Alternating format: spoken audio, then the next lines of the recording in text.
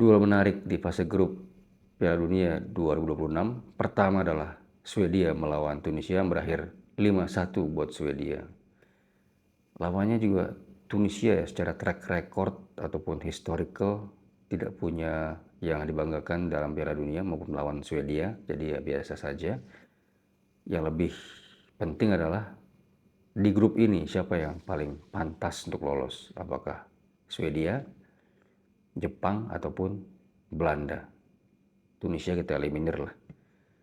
Menurut saya Jepang dan Belanda akan maju ke babak berikutnya. Menurut Anda gimana? Yang kedua, Spanyol melawan Cabo Verde. Berakhir imbang 0-0. Spanyol yang digadang-gadang oleh EA Sport sebagai calon juara terkuat tahun ini ditahan imbang oleh Cabo Verde yang masuk ke Piala Dunia untuk pertama kalinya dalam sejarah. Selamat sih buat Cabo Verde yang bisa menahan Spanyol 0-0. Jadi mereka begitu gembira, euforia, merayakannya dengan sangat senang sekali. Siapa yang nggak senang? Imbang melawan Spanyol di negara netral yang biasanya kalau Indonesia main lawan Spanyol mungkin dihantam 10-0 ya. Dan ini Cabo Verde main di negara netral, bisa menahan segala gejolak-gejolak tekanan dan tidak mabuk panggung. Parkir bus oke, cuman mentalnya luar biasa, bisa menahan Spanyol 0-0 di Amerika.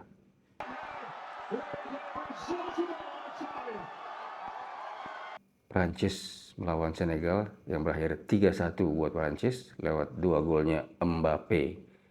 Siapa lagi kalau bukan Mbappe, dan dibalas oleh Mbaye. Mbappe. Tapi hati-hati, France akan menantang Norwegia. Kalau Irak ya biasalah, masih tumbang. Tapi Norwegia, dan ini bisa ketebak sih, yang akan masuk babak berikutnya adalah Norwegia dan Prancis. Jadi grup ini grup biasa lah ya, udah pasti lolos Prancis dan Norwegia. Argentina melawan Algeria, Messi hat-trick melawan Algeria. Tapi Algeria bagus banget, serangannya bertubi-tubi. Ya bukan berarti jelek juga Argentina ya. Argentina sepertinya tidak memberikan perlawanan yang seperti biasanya ya, terlalu kaku, terlalu santai. Mungkin gak enteng, tapi beruntunglah ada Messi dengan 3 golnya merangsek ke gawang Algeria.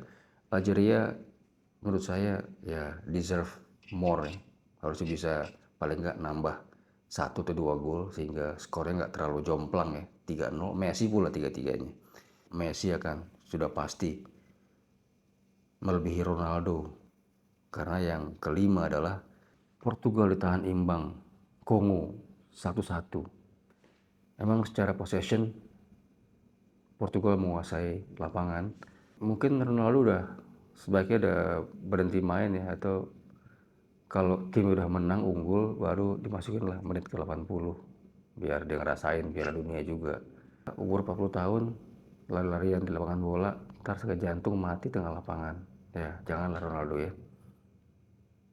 Anda bisa tutup tahun ini dengan elegan dan legasinya bagus. Jadi jangan rusak permainan Portugal yang sudah punya Bruno Fernandes dan Vitinha, rusak gara-gara Ronaldo. Ronaldo is the GOAT, still the GOAT. Oke, ya nggak pantas masuk line up. Tunggu unggul dulu, baru masukin ke line up. Biar dia happy.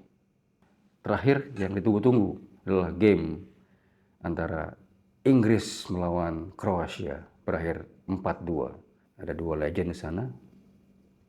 Idola saya pertama adalah Luka Modric, yang kedua adalah Harry Kane. Dua-duanya bertemu dalam duel yang karismatik menurut saya, walaupun secara game Inggris terlalu slow, pace-nya rendah, nggak tinggi-tinggi amat, mungkin menyimpan energi, saya nggak tahu, tetapi banyak bola-bola lambung yang mungkin nggak perlu. Harapan saya game kedua nanti Inggris akan lebih bermain bola datar, terutama kita tahu ada Jude Bellingham yang main untuk Real Madrid yang sudah biasa dengan gaya Eropa daratan, juga ada Kane yang sekarang bermain buat Munchen sebagai top scorer Munchen. Inggris haus sekali dengan Piala Dunia. 4 gol, saya pikir ada beberapa faktor keberuntungan di sana, ya, dengan gol Harry Kane dari titik penalti. Kemudian juga ada Jude Bellingham plus golnya Marcus Rashford. Kroasia tampil beringas, elegan dengan jenderalnya di lapangan tengah. Modric mengkacau balaukan ke tengahnya Inggris yang dipimpin oleh Declan Rice dan juga Harry Kane.